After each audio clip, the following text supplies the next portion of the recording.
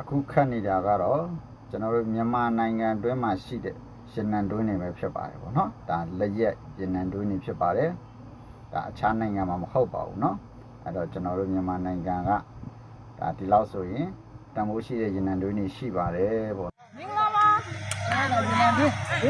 နဲ့ဒါရေနံကြောင်းမျိုးရဲ့ရေနံတော့ရေနံကျတော့ဒါရေနံထုတ်နေရလားဟုတ်တယ်ရေနံကိုဒီကမော်တာနဲ့စုပ်ပြီးတော့ပိုင်လိုင်းနေတယ်လို့ဆိုရေနံနှောင်းနေတယ်ပို့တာပေါ့အဲ့တော့ရေနံတော့ထုတ်တာဟုတ်တယ်ကျွန်တော်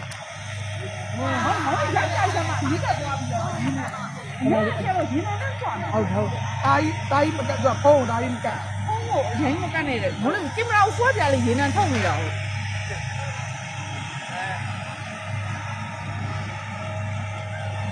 လူကညာပိုင်းမှာဆောက်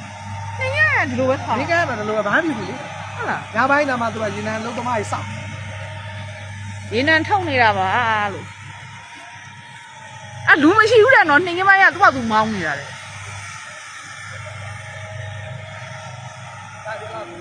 ဟေးအောင်လို့ရေအောင်ကြီးတို့အောင်ကြီး92 95ဒီမှာ Premier Diesel share ပဲ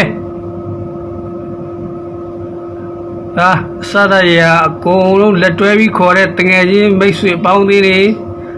ကျေးဇူးပါလို့အခုတော့ဒဇင်ခွဲထောင်နိုင်ပြီ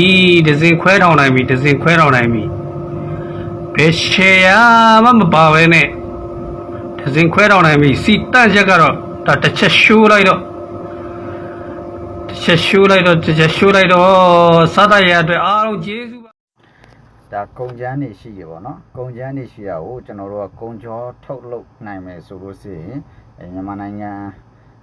အတွင်းမှာတင်ပေါ့နော်ကုန်ကျော်စနစ်အဆင့်ထိရောက်အောင်မယ်ဆိုလို့ရှိရင်တော့ဒါကျွန်တော်တို့တန်ဖိုးရှိတဲ့အရာတွေပဲဖြစ်ပါတယ်ပေါ့နော်အားလုံးပဲကုန်ကျော်ထုတ်လုပ်နိုင်ပါစေ